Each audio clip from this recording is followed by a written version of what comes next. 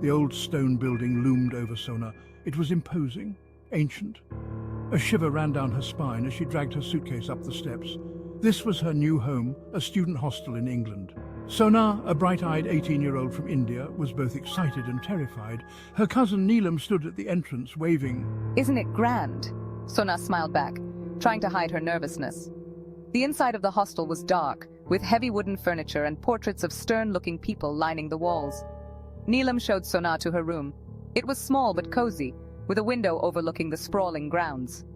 As they unpacked, Neelam told Sona stories about the hostel and its eccentric residents. Sona listened, captivated, but one story sent chills down her spine. It was the story of the locked room at the end of the hallway on their floor. "It's been locked for as long as anyone can remember," Neelam whispered, her eyes wide. "Some say it's haunted." Over the next few days, Sona couldn't shake off the unsettling curiosity about the locked room. It was like a silent dare. Its presence felt every time she walked past it. She caught other residents avoiding it, their gazes sliding away from the imposing oak door. One afternoon, Sona found herself standing in front of the room. The air felt heavy, charged with an unseen energy. She reached out and touched the cold brass doorknob. It wouldn't budge. "Don't even think about it." Sona jumped and turned to find Serena, a girl from her history class, standing there. Serena had a mischievous glint in her eyes. "You've heard about the room too, huh?" Sona nodded, then quickly added, "Not that I believe those silly stories or anything." "Of course not," she said, her eyes twinkling. "But wouldn't it be exciting to find out?" Sona's heart pounded. She knew it was a terrible idea, but the allure of the unknown was too strong to resist. The idea, once planted, took root in Sona's mind, growing stronger with each passing day. She and Serena spent their evenings huddled together, whispering about the locked room. They researched the history of the hostel, searching for clues about the room's past. Their research yielded a name: Eleanor Vane. She had been a resident of the hostel centuries ago, and legend had it that she had died within the very room that was now locked. Some whispered that her spirit, unable to find peace, still lingered within. Sona was torn between fear and excitement. Neelam, however, was horrified. "Don't do it, Sona," she pleaded, her voice shaking. "This is a bad idea, a very bad idea." But Sona, emboldened by Serena's adventurous spirit and her own burgeoning curiosity, was determined to proceed. They agreed to unlock the room that night under the cloak of darkness when the rest of the hostel slept. As the sun began to set, casting long shadows across the grounds, Sona felt a knot of dread forming in her stomach. She pushed it down, telling herself it was just nerves. Serena whispered, her voice barely audible. Sona wanted to say no, to turn and run back to the safety of her room, but the words wouldn't come out. She simply nodded, her throat too dry to speak. Serena, her hands trembling slightly, inserted one of the keys into the lock. S3, ready, midnight. The old grandfather clock in the hallway chimed, each clang resonating like a hammer blow in the stillness. Sona and Serena met outside the locked room, their faces pale in the dim light. Serena held a set of old, rusty keys she had borrowed from the caretaker's office. Sona's heart pounded in her chest, each beat echoing in her ears. She could feel the weight of the unseen eyes of the portraits lining the hallway, their painted gazes following their every move. The door creaked open, releasing a musty, stale odour that made Sona wrinkle her nose.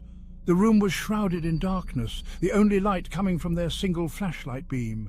Dust motes danced in the air, illuminated like tiny, ethereal insects. As they stepped inside, Sona felt a cold hand grip her heart. The air grew heavy, oppressive, making it difficult to breathe. The temperature plummeted, sending a shiver down her spine. She could hear her own pulse pounding in her ears, a frantic drumbeat against the silence of the room. Suddenly the flashlight flickered and died, plunging them into absolute darkness. A choked gasp escaped Sona's lips. S1, Serena? Serena? There was no answer, only the sound of her own ragged breathing. Then a soft, ethereal glow emanated from the center of the room. Sona's eyes widened in horror as she saw Serena, bathed in an eerie, otherworldly light, her eyes glowing with an unnatural luminescence. "You should not have come here." Terror, raw and primal, seized Sona. She stumbled backward, her hand frantically searching for the doorknob, but the door, which had creaked open so easily moments ago, was now sealed shut, as if an unseen force was holding it closed. Serena, or whatever entity had taken possession of her body, advanced towards Sonar, her movements jerky and unnatural. Her eyes, glowing with an eerie light, seemed to bore into Sonar's very soul, stripping away her courage, leaving only stark, paralyzing fear. You released me, and now you shall pay the price. Sonar screamed. A desperate, primal cry that echoed through the empty room, bouncing off the walls like a trapped bird. The entity that had been Serena lunged, its hands now cold and claw-like, reaching for Sonar's throat. Sonar felt a searing pain as the entity's grip tightened, cutting off her air, her vision blurring at the edges. Then everything went black. The next morning, the hostel awoke to a cacophony of screams. Neelam knew she had to do something. S2, oh no, something's terribly wrong. As she raced through the hostel, her frantic cries echoing through the hallways, she encountered other residents, their faces pale with fear. The lights flickered erratically, casting long dancing shadows on the walls. The temperature plummeted, sending chills down their spines. The entity, having claimed Sonar as its victim, was no longer content to remain confined within the locked room. It roamed the halls of the hostel, its presence heralded by an unnatural chill and the gut-wrenching screams of terrified residents. The once peaceful hostel had descended into chaos, fear its new master. Narrator. Media. Fear and chaos in dark hostel hallway, woman searching for missing friend in dimly lit corridor. Neelam, her heart pounding with a sense of foreboding, rushed to Sonar's room, only to find it empty. S2. Sonar? Sonar, where are you? Neelam, her heart heavy with grief and fear, gathered a small group of brave students, armed with whatever they could find. Crucifixes, holy water from the hostel chapel, and even a rusty old sword that hung on the wall in the common room.